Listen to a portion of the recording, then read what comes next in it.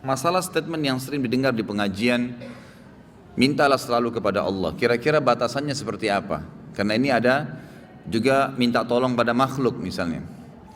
Maka yang dimaksud di sini adalah selalu mendahulukan Allah dalam segala permintaan. Misal begini, seseorang lagi sakit mau ke dokter, pastikan akan sangat berbeda hasil nanti konsultasi dengan dokter antara orang yang ke dokter tanpa berdoa sama Allah, hanya langsung ke dokter saja, dia langsung berobat, dok saya sakit ini, dikasih obat.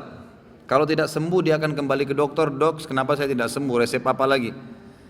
Beda dengan orang, itu kan minta tolong sama manusia. Beda dengan orang mendahului minta tolongnya sama manusia dengan minta tolong sama Allah. Misal, ya Allah saya sakit, saya akan ke dokter fulan, mudahkanlah saya sembuh dengan perantara dia misalnya.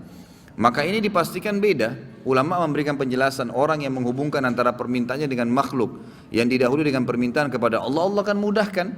Allah SWT akan mudahkan. Beda dengan kalau dia hanya minta kepada makhluk. Dalam sebuah hadis sahih dikatakan, siapa yang meminta kepada Allah, Allah akan mudahkan makhluk untuk menjawab permintaannya.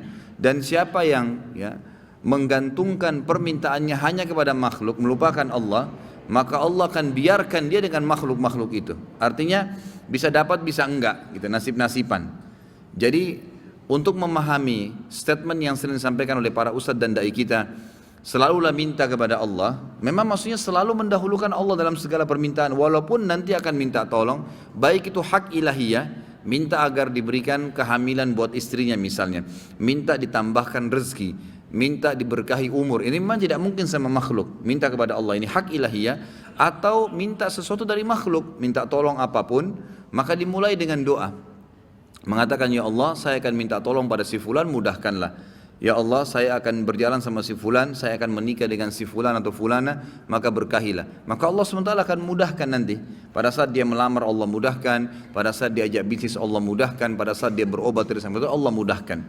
Jadi begitu memahaminya. Artinya orang yang memahami atau memiliki tauhid yang benar, dia akan selalu meminta kepada Allah Subhanahu wa taala baru dihubungkan dengan makhluk. Kalau tidak dia akan sulit sekali, akan bergantung terus dengan makhluk tersebut, bisa dikasih bisa enggak.